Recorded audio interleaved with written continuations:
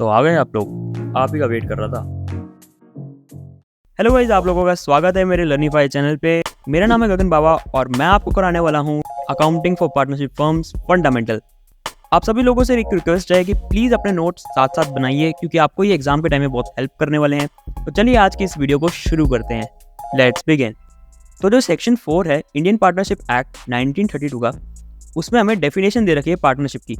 तो basically partnership क्या है? Partnership is the relation between persons who have agreed to share the profits of a business carried on by all or any of them acting for all. Partnership basically एक ऐसा relation होता है जहाँ पे कुछ लोग ये डिसाइड करते हैं मिलके कि वो लोग बिजनेस करेंगे और उसके बाद जो भी प्रॉफिट आएगा वो आपस में उस प्रॉफिट को शेयर कर लेंगे, आपस में प्रॉफिट को बांट लेंगे। तो ये जो मिल के बिजनेस करना और जिसमें से जो प्रॉफिट आ रहा है उसे शेयर करना, इसी को हम बोलते हैं पार्टनरशिप। पर इसमें एक लाइन समझनी जरूरी है, business carried on by all or any of them acting for all.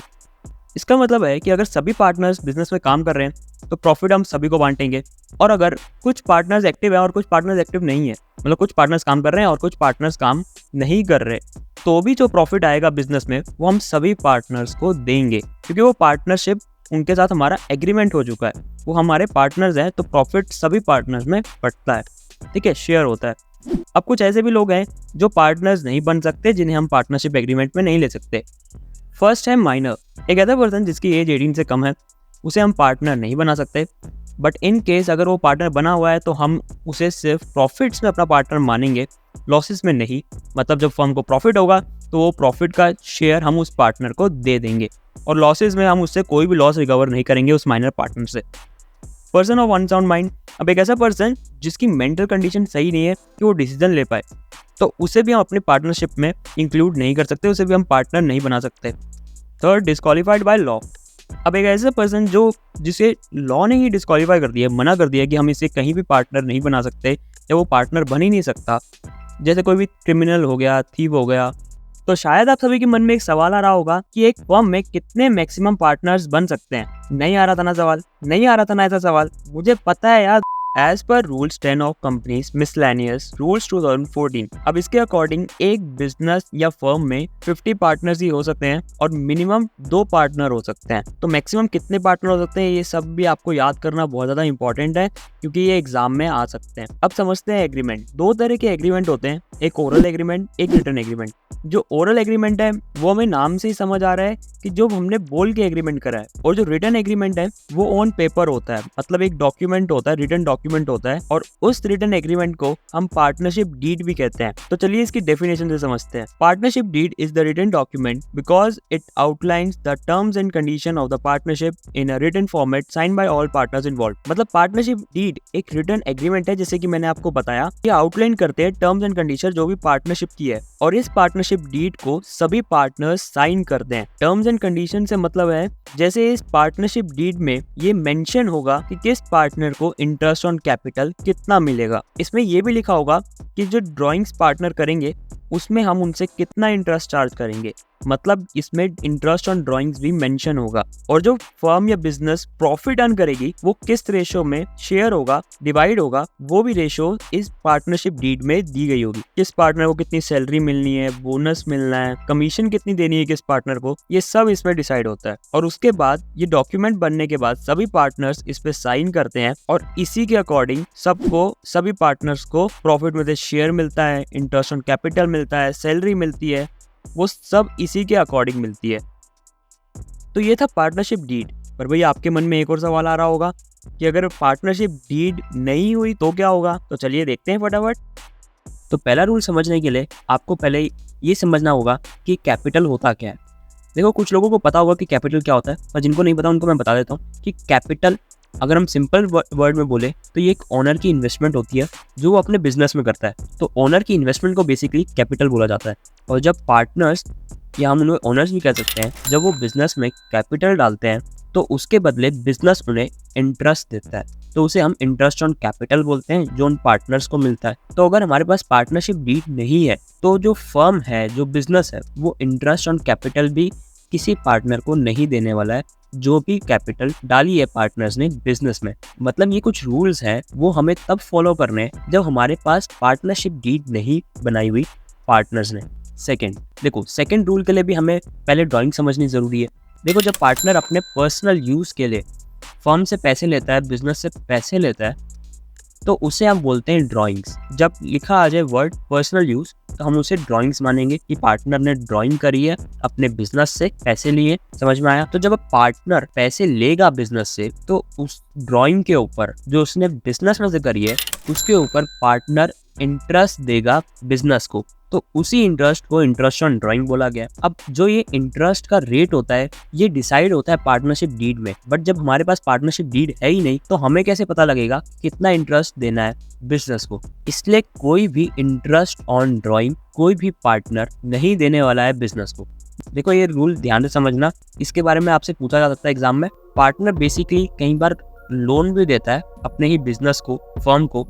तो पार्टनर ने जब लोन दिया तो अब जो फर्म है वो उस लोन पे इंटरेस्ट भी देगी पार्टनर को।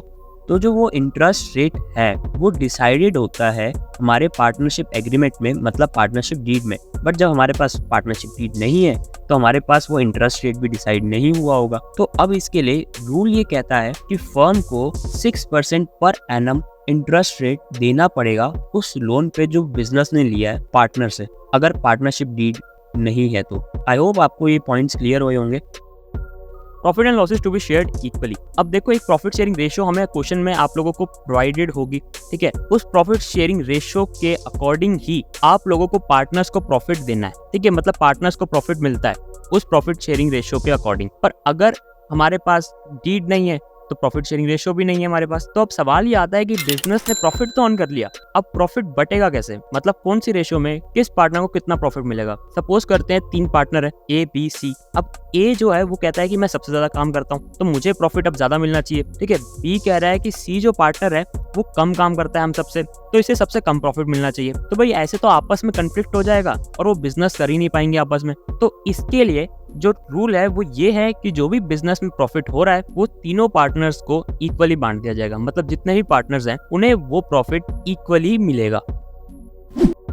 जैसे हमारे पास सपोज करते हैं 4000 का प्रॉफिट है और हमारे पास 2 पार्टनर है और यहाँ पे पार्टनरशिप डीड नहीं है, तो इस केस में हम क्या करेंगे कि हम जो पार्टनर हैं उन दोनों पार्टनर को इक्वली प्रॉफिट दे देंगे। मतलब 2000 ए को और 2000 बी को। समझ में आया? अब नेक्स्ट देखते हैं। हम किसी भी पार्टनर को सैलरी नहीं देंगे, बोनस नहीं देंगे, कमीशन भी नहीं देंगे। सैलरी को हम रेम्यूनरेशन भी कहते हैं। देखो ये सब बहुत इजी आपको समझ में आ ही गया होगा, क्योंकि ये सब जो चीजें interest on capital, drawings, salary, bonus, ये सब पार्टनरशिप डीड में होती है। और जब पार्टनरशिप डीड है ही नहीं तो हमें पता कैसे चलेगा कि किसको क्या देना है और कितना देना है? इन रूल्स के बारे में आपसे एग्जाम में पूछा जा सकता है और क्वेश्चन जरूर आते हैं इसमें से। चलिए आगे समझते हैं। अब फंडामेंटल चैप्टर में हमें 4 तरह के अकाउंट बनाने हैं। एक profit and loss appropriation account, partners capital account, partners loan account, profit and loss account. देखो इतने सारे अकाउंट देख के आप लोग ये मत कंफ्यूज मत हो जाना, मतलब डर मत जाना कि भाई इतने सारे अकाउंट से कितना बड़ा चैप्टर है। मैं आपको इजी वे में सभी अकाउंट्स को कैसे प्रिपेयर करना है वो सब सिखा दूंगा। देखो प्रॉफिट एंड लॉस अकाउंट तो आपको पता है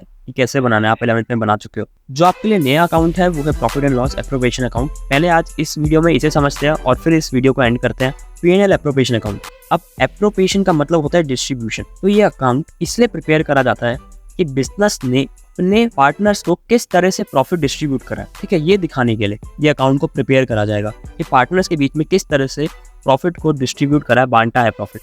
थोड़ी कुछ और बातें जान लेते हैं एप्रोप्रिएशन अकाउंट के बारे में। पहली, एक्सटेंशन टू P&L अकाउंट। ये एक्सटेंशन है P&L अकाउंट का। ये एक नॉमिनल अकाउंट है। नॉमिनल अकाउंट का मतलब debit all expenses and losses, credit all incomes and gain. इसका मतलब फर्म का एक्सपेंस होगा या फर्म को कोई लॉस हो रहा है तो वो सब चीजें हम डेबिट साइड में लिखेंगे। पहले बस आप इतना समझे। और जब भी फर्म को, बिजनेस को प्रॉफिट हो रहा है तो हम क्रेडिट साइड में लिखेंगे, या कोई भी गेन हो रहा है, इनकम हो रही है, वो हम क्रेडिट साइड में रिकॉर्ड करेंगे, लिखेंगे। देखो गाइस, तो ये फॉर्मेट है P&L एप्रोप्रिएशन अकाउंट का। मतलब यहाँ पे हमें पर्टिकुलर्स लिखना है, अमाउंट, फिर पर्टिकुलर्स, फिर अमाउंट। क्रेडिट साइड में जो भी चीजें लिखेंगे उन्हें हमें बाय से डिनोट करना है, और डेबिट साइड में जो भी चीज लिखेंगे उसे हमें टू से डिनोट करना है। अब वो चीजें क्या है फटाफट से समझ लेते हैं। देखो सबसे पहले क्रेडिट साइड में हमारा आएगा by profit and loss account. जो भी प्रॉफिट हमारे P&L अकाउंट से आया है वो हमने ट्रांसफर करा एप्रोप्रिएशन अकाउंट में, क्योंकि ये प्रॉफिट है फर्म का। इसलिए हमने इसे क्रेडिट साइड में लिख दिया। क्रेडिट साइड में मेनली ये दो चीजें आएंगी। दूसरी जो है वो है बाय इंटरेस्ट ऑन ड्राइंग हम लेंगे। आप देख रहे हो मैं कोई भी चीज क्रेडिट साइड में लिख रहा हूँ तो उसके पहले मैं बाय लगा रहा हूँ, क्योंकि क्रेडिट साइड में हमें बाय लिखना जरूरी होता है। अब इंटरेस्ट ऑन ड्राइंग हम लेंगे पार्टनर से, तो जो भी हमारे पार्टनर हैं जिन्होंने ड्राइंग करी है उनका हम नाम लिख देंगे। जैसे यहाँ पे दो पार्टनर है, दोनों ने ड्राइंग करी है तो मैं ए और बी लिख दूंगा, और उसके बाद इन दोनों की ड्राइंग को प्लस करके या मैं साइड में लिख दूंगा। तो ये तो क्रेडिट साइड में जो चीजें आ रही हैं। अब आप देख सकते हो कि प्रॉफिट क्रेडिट साइड में क्यों आया, वो आपको समझ आ गया होगा, क्योंकि नॉमिनल नेचर का अकाउंट है ये। इंटरेस्ट ऑन ड्राइंग, क्योंकि जो इंटरेस्ट मिल रहा है फर्म को, तो फर्म के लिए तो ये इनकम हो गई ना, गेन हो गया फर्म के लिए, तो ये क्रेडिट साइड में आ गया। अब हम डेबिट साइड की चीजें देखते हैं। टू इंटरेस्ट ऑन कैपिटल, अब जो भी हमारी डीड में इंटरेस्ट रेट दे रखा है कि इंटरेस्ट ऑन कैपिटल कितना मिल रहा है, वो हम यहाँ पे उस हिसाब से दे देंगे। देखो ये सब चीजें मैं आपको कैलकुलेट करनी सिखाऊंगा, interest on drawing, interest on capital, तो अभी कंफ्यूज मत होना, बस आप फॉर्मेट देखो ध्यान से और आपको कैसे कैसे कौन सी चीज कहाँ रिकॉर्ड करनी है उसको समझो। इंटरेस्ट ऑन कैपिटल एक तरह का फर्म के लिए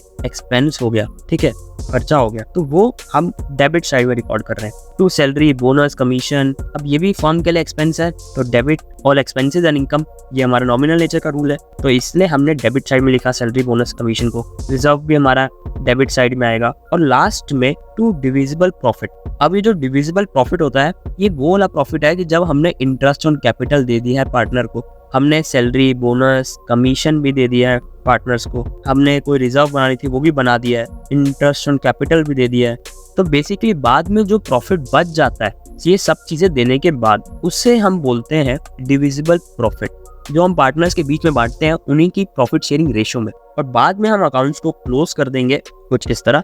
जो मेन चीज आपको याद रखनी है वो ये याद रखनी है कि एक नॉमिनल नेचर का अकाउंट है, और आपको ये जो भी डेबिट वाली चीजें हैं वो कौन सी है और जो क्रेडिट वाली चीजें हैं वो कौन सी है, इन्हें आपने समझना होगा। और हाँ, अगर आप प्रैक्टिकली समझोगे तो आपको समझ आ ही जाएगा। आपको इस तरह से समझना है कि इंटरेस्ट ऑन ड्राइंग तो फर्म के लिए प्रॉफिट हो गया, तो वो क्रेडिट साइड आएगा, ठीक है। आपको एक नॉमिनल नेचर अकाउंट का जो रूल है इसे याद रखना है। तो गाइस यही थी आज की वीडियो। होप करता हूँ आपको इस वीडियो में मजा आया होगा और आपको सारी चीजें अच्छे से क्लियर हुई होंगी। फिर भी कोई चीज रह जाती है तो मेरे को कमेंट सेक्शन में आप बता सकते हैं, मैं आपकी पूरी की पूरी हेल्प करूंगा। बाकी इस वीडियो को अपने फ्रेंड्स के साथ प्लीज शेयर करिए और सब्सक्राइब करिए मेरे चैनल को। मिलते हैं इसके अगले पार्ट में।